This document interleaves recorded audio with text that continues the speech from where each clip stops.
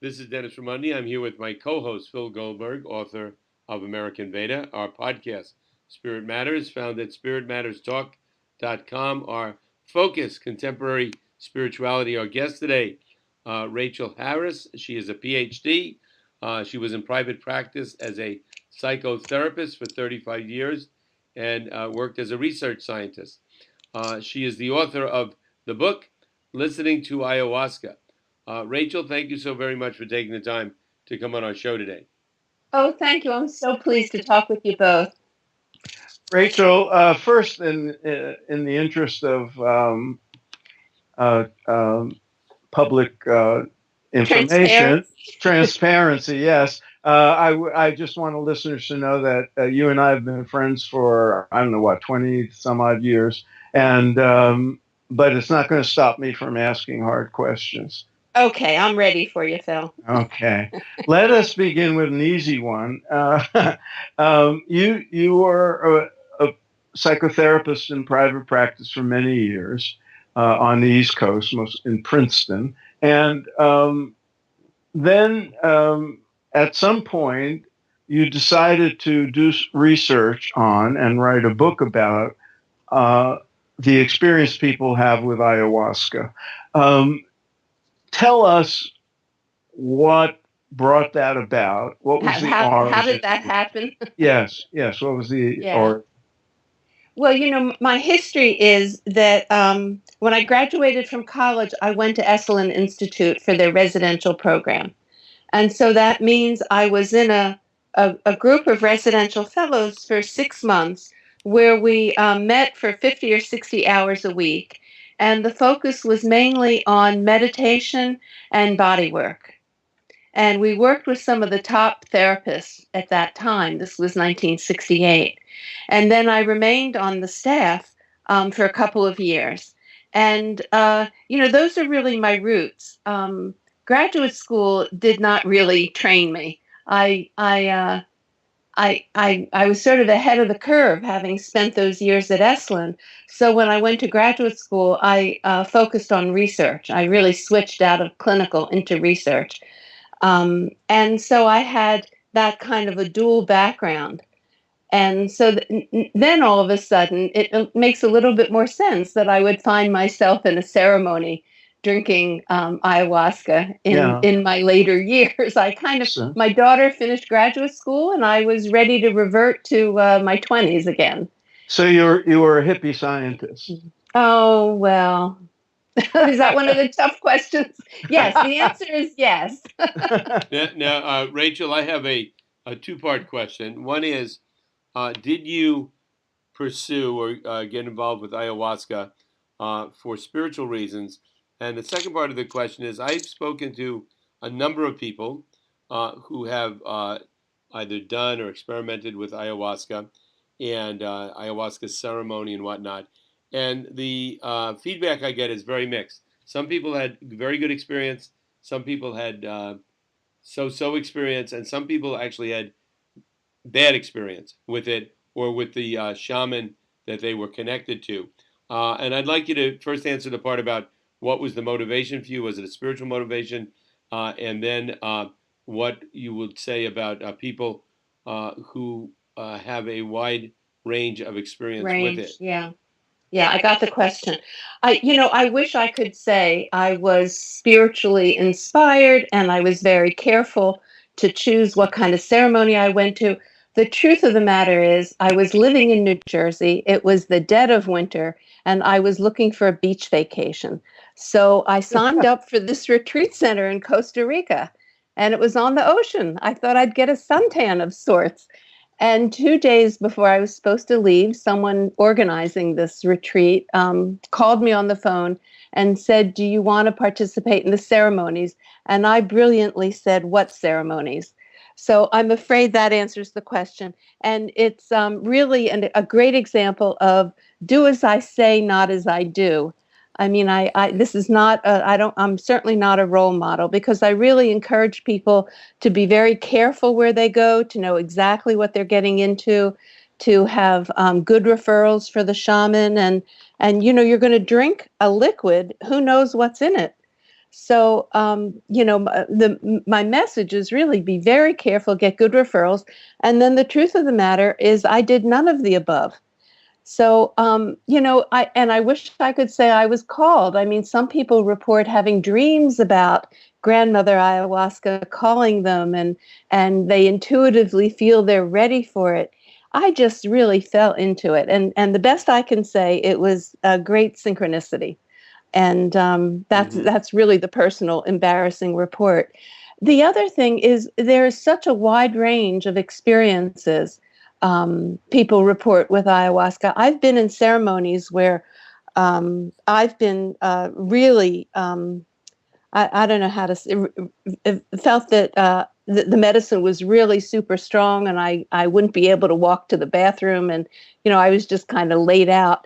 And watching other people have absolutely no reaction. I remember these were good friends of mine who sat there. They were experienced, as you say, hippies from the 60s. They were experienced spiritual people, and they drank twice as much as I did, because once they realized they had no reaction, they went back to have a whole second cup. I was already flat out on the mattress at that point. And they were just bored. They had absolutely no reaction. And when I asked the shaman with the help of a translator the next morning, the shaman just shrugged and said, well, they weren't called. So there's great mystery for me, even with all the people I've talked to, about the wide range of reactions. I'm very concerned to hear of some of the friends that having bad experiences, maybe with people leading the retreats, maybe legitimate shamans or not. There are stories of unethical shaman in the jungle, and in the States also. Rachel, let's back up a second for the sake of people who may be tuning in who don't know what we're talking about.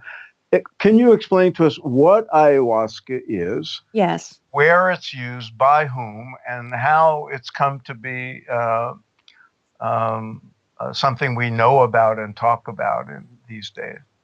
Right. It's literally a tea. So it's made from boiling two plants together, and those two plants are found wild in the Amazon basin, in the rainforest of Brazil, Peru, Colombia, Ecuador, and it's been used by indigenous people for centuries. There's some debate about how many centuries, but for a very long time. And one of the reasons is it removes parasites, because there's what they delicately call purging involved. People vomit and have diarrhea, so it removes parasites from the intestinal tract. And also it has extrasensory capacity to tell indigenous people where the animals are that they want to hunt the next morning. These are not exactly the reasons Westerners go for to travel to the Amazon jungle to drink this mysterious. Which coffee shop should I go to? Exactly. You go way in the jungle. I mean, really, you're where I was in Costa Rica.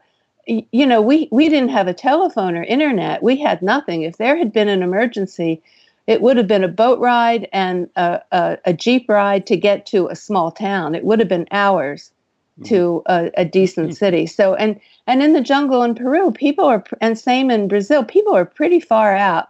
So you don't really want an emergency.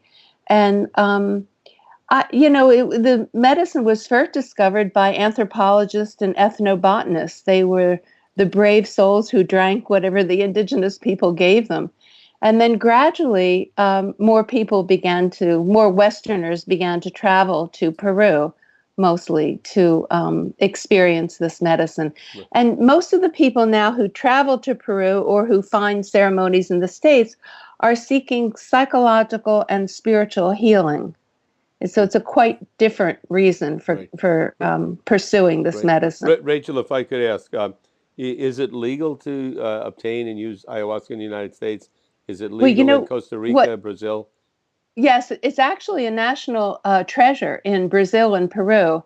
And What I about think in the it's United States? What's its the status? United States, not so much, as you might imagine. The plants are actually legal. I ordered one from Amazon.com to send to a friend of mine because she was not interested in the medicine. She's a great gardener, so I sent her an ayahuasca vine, and it's doing great. She lives in Miami, so it's tropical enough. But once you mix the two plants, the ayahuasca vine and the chacruna leaves, the chemical reaction between the two plants releases DMT, dimethyltryptamine, and that's what is illegal in the United States. It's a Schedule I drug, and that means it's dangerous with no medical benefit. Now, you do have to realize marijuana is also classified as a Schedule I drug, and already we have medical marijuana in almost half the states. So, our scheduling, categorizing of different drugs is not making sense anymore. And certainly, as we have more research coming in the last decade or so about the use of psychedelics, we're learning that they have very important therapeutic benefits. Speaking of which, the subtitle of your new book, Listening to Ayahuasca, is, quote, New Hope for Depression, Addiction, PTSD, and Anxiety. Can you tell us what you base that hope on and what you found in your research? And maybe while you're at it, tell us how you went about your research. Well, I asked so many questions that, they were Western psychotherapy questions. And, there was not much research about how this medicine was really being used in the States. And so I did what's really considered the first level of research, slightly above a survey. But I did it because I heard a voice. Now, this, you didn't ask this, but I'm throwing this in. I literally heard a voice after I had had a number of ceremonies. I heard a voice say, do the research. And that sort of brought all my questions together. And I realized I'm well positioned to do the research. I have enough background in psychedelic worlds. I had the research background, and I knew what clinical questions I wanted to ask. And so I began interviewing people just to sort of explore what are the questions I should ask. And one very intuitive female shaman told me, ask, do you have an ongoing relationship with the spirit of ayahuasca? And I just included that. I had a 16-page questionnaire, which you're never supposed to do. It's never supposed to be long. It took people hours to fill out. And they were very enthusiastic. They would, after spending hours, it was like a whole project to answer these questions. Then they would write me personal letters and give me their email addresses. There was a lot of enthusiasm because people wanted to be heard. They wanted to share. I wasn't asking questions about the visions and the exciting stories. I was saying, what happened to you afterwards? How are you different? How did you change your life? And so it was what happened afterwards. What's the clinical significance, the therapeutic benefit? And they wanted to talk about that. And so I had 81 people completed the questionnaire for me. And then I interviewed another 50. And it was kind of a rolling admission of subjects. It was just by word of mouth. And the criteria to enter the study was you had experienced ayahuasca once in North America. So it was really a Western study about Westerners. Right. And the therapeutic benefits, and these have now been replicated in other studies, is that people do report a lessening of depression and anxiety. It's sort of across the board, and some of the harder science studies, the ones that have actual hard science variables, are finding that there's a serotonin. The serotonin is increased in the brain for about 2 weeks or so after a ceremony, and people report less depression, and then they report kind of a falling back. And so it's about every 2 weeks or so they need to attend another ceremony. And that's actually, there are Brazilian churches that use ayahuasca as a sacrament. So of course they don't call it a medicine or even ayahuasca. For them, it's their religious sacrament. And those churches traditionally meet every 2 weeks. So they intuitively knew that this was the time frame to keep this medicine in the system. Right. Rachel, So and yeah, go yeah. ahead. Well, I was going to say there are, it's very hard to explain, but there are actually these sort of spontaneous, what I have the nerve to call miracle cures, where people had one ceremony and woke up the next day and said, I'm never drinking alcohol again. It's a poison. And, I knew some of these people, and they were well on their way to getting into serious trouble with alcohol. And I have followed them up for 5 to 7 years, and they're not drinking alcohol. They're not in trouble with it. So, that's kind of a miracle cure, almost like a conversion experience. Other people reported after one ceremony and no others, a lifting of depression. So, without the medicine continuing in the system, I don't know how to explain this, but it's reported frequently enough that it's worth studying more. Right. Rachel, I'm wondering that some of the challenges you might encounter doing research on ayahuasca. Obviously, if you wanted to benefit people, you need that. We interviewed a while back Dr. Anthony Bausis, who's the head psychologist at the Right. New York University Yeah. research on psilocybin. And with psilocybin, it's produced in a laboratory, and the amount Right. of psilocybin, everything is very well controlled. I would think with ayahuasca, the way it's being researched now, the amount of DMT and each dosage and all would vary a lot. So at some point, would it be would it be helpful if these studies on ayahuasca could be done like the studies on psilocybin in a laboratory, very controlled circumstances, so that you could get real hard science looking at it? Not that the science is going to make people have better experiences, or it's going to make it more beneficial, but some way, Yes. because I would think now it would be very challenging to get real research done. Well, you know how the research is ahead of us in Barcelona and in Brazil. And are we okay? I'm getting feedback. The way they're doing it is they're using freeze-dried capsules of the medicine. And there was an attempt to do that. Can you hear me okay? Yeah, I can. Yes. Can you hear me? Okay. Yeah, I Phil, can. everybody's good. Yeah.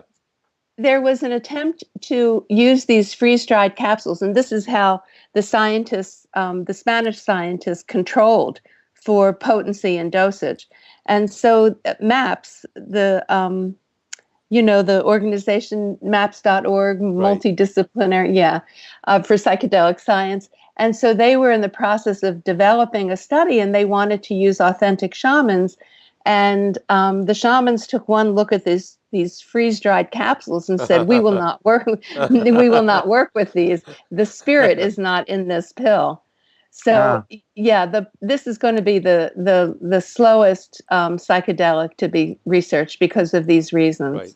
So that would seem to be put a crimp in any hope of researching them in a controlled way, the way you would research other drugs. But Yes. your research was interview style, and you spoke to, you asked clinically oriented questions to people who have taken the medicine, as you would put it.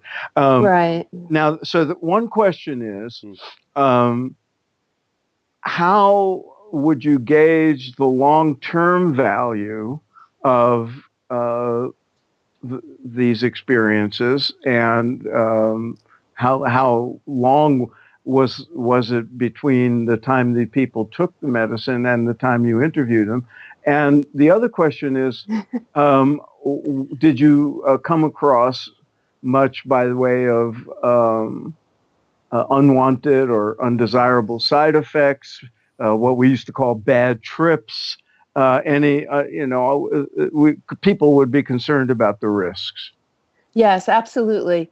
I had no control in this study. That's why I say it was sort of the bottom floor, almost a phenomenological study, looking at what are people reporting. So it varied how long ago people took this medicine. But this is really a finding across the board for all the psychedelics, that if somebody has an intense psychedelic experience, it remains very fresh in their system, in their mind, in their heart, and frequently, and this has been shown with the psilocybin research, is they report these experiences as one of the top 5 experiences in my life. Right. So these are very powerful experiences that people can have with ayahuasca. But these are some of the controls. I mean, this is going to be a very challenging medicine to research with any controls whatsoever. I think there were other questions, but I want to talk about the bad trip thing, because I got such good reports from people that I began to actively seek people who would talk to me about their bad trips. And Dennis, if you have friends who would be willing to talk to me, I'm still interested in hearing from people who have had a bad experience from the medicine itself. Well, most of what I've heard is stuff I've read or heard reported secondhand from people. I actually haven't spoken to anybody directly who's had a bad experience, but I've heard from others who said it does happen. It can be challenging, yes. And so I did speak to a number of people, I mean, more than a dozen. And they would describe pretty much a horrendous experience. And often people felt they were dying or just really stuck in their own neurosis. It took different variations on the themes. But at the end of it, they would say, but I learned so much, I would do it again. Mm-hmm. And so I have a section in my book about my own bad trip. And, I think I called it my good bad trip or something like that, where I learned a lot, but boy, it was tough. I really thought I was dying. My generalization is that people tend to have bad trips because it's connected to their central issues in some way.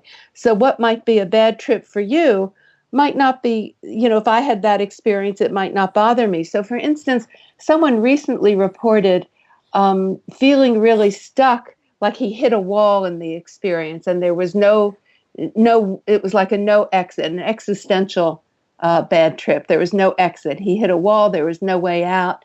It was as if everything was meaningless, and that was his bad trip. And that wouldn't necessarily be a bad trip for me.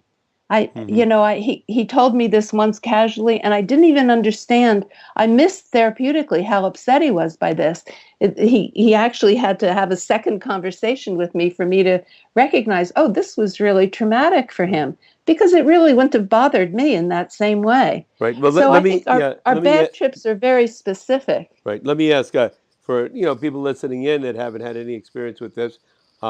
What is the experience like? Do you enter into a dreamlike state? Is it a trance? Is it hallucinations? Is it mood altering? Can you, as best as possible, describe to somebody who's never had an experience of this sort what the experience is like? Well, there are a lot of YouTube attempts to dramatize what the experience is like. One of the consistent things is people see almost like fireworks, beautiful lights, different colors, different shapes. But the range of what people experience is really quite broader than any of the other psychedelics as I understand it. So people can have a shamanic experience where they feel they encounter a giant snake or have to jump into the mouth of the snake. I mean, people have those kinds of experiences with animal allies and really shamanic imagery. Other people have more psychological experiences where they report reliving a childhood trauma or watching a childhood scene from their own life, almost as if they're watching a TV program.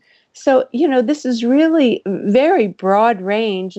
And other people, and I have a lot of these experiences where I almost feel like there's an energetic house cleaning going on, where little elves or little people come in and scrub my heart chakra clean and sort of like polishing the heart. So, you never know what you're going to get. And you don't really exactly know what the impact will be in your life. I sat with one woman in ceremony, and she was experienced. And the next morning, she reported nothing happened. This is the first time for me, absolutely nothing. I didn't see anything. I had no change in consciousness, no visions. And then driving home the next day, the next afternoon, she said she had to pull over because tears were streaming down her face. And she was in the midst of a conversation with her sibling, um, and trying to work out a problem. This was all going on in her head. There was no phone call. It was just in her head. And she said she pulled the car over and did this sort of therapy session with herself, communicating with her sibling. And then when she got home, she actually called her sister and had a reconciliation. So, I mean, how do we explain this extreme range of experiences and responses? It's the broadest that I know of. Interesting. Rachel, you've been around spiritual circles for decades. You've known people, as I have, who are on many different spiritual paths. From your experience, how does the ayahuasca, experience that people have, how does that compare and contrast with spiritual or mystical experiences as reported in all the other traditions? Well, I go back to, I think it was Houston Smith who originally did this research in the 60s when this was the question, is a drug-induced mystical experience the same as one that's earned or even just spontaneous? Mm-hmm. And the little bit of research that was done back then showed that people could not differentiate the source. So there are also mystical experiences that people report during an ayahuasca session. And then afterwards they say, it changed my whole cosmological outlook, my sense of being a part of the universe, and that there's a great unity, and people report a kind of a spiritual ecological attitude toward the planet and nature. So there really is a spiritual shift that people report. I'm not an expert in evaluating spiritual experiences to know, does this make a person more spiritual? The only thing I've come back to, because the issue of discernment, which I think is close to what you're getting to, is a very challenging question, and it's part of it is this just another experience, or does it actually make the person more spiritual in their life? And it was again Houston Smith who said a spiritual experience is not necessarily a religious life. Mm-hmm. And so I'm always drawn back to the question of, does this make the person more empathic and better behaved, more ethical, and more heart-centered, and more capable of love in their life and how they influence others? So I go back to sort of the basics. And what are the answers to those questions in your research? Well, it's the same as with every spiritual discipline. Yes and no. Mm-hmm. Some people really do become more loving and more ethical. And some people, as we know, are as badly behaved as ever. And that's not news to any of us. Mm-hmm. Except that, I still have this naive sort of thing that, well, they've been in lots of ceremonies, or they're a spiritual teacher of some sort, and they should really be living an enlightened life. And then I'm always crushed to find out, what was that book, the shoes outside the bedroom door.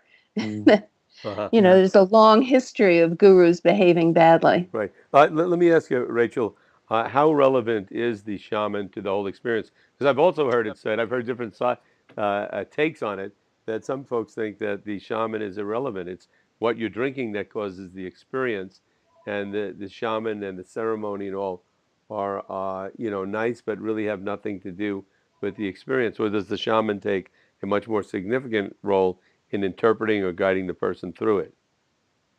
Well, I want this. The whole ritual use of ayahuasca is quite different from how we Westerners have used other psychedelic drugs, and we're not used to an indigenous ritual or a spiritual ritual. We're certainly not used to shaman, and it's a little mysterious what they do. I can't say that I understand it, but I want Westerners to have respect for the ritual as a whole.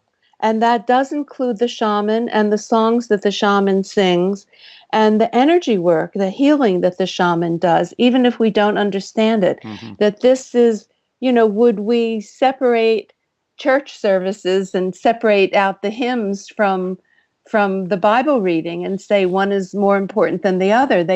It's sort of a holistic experience.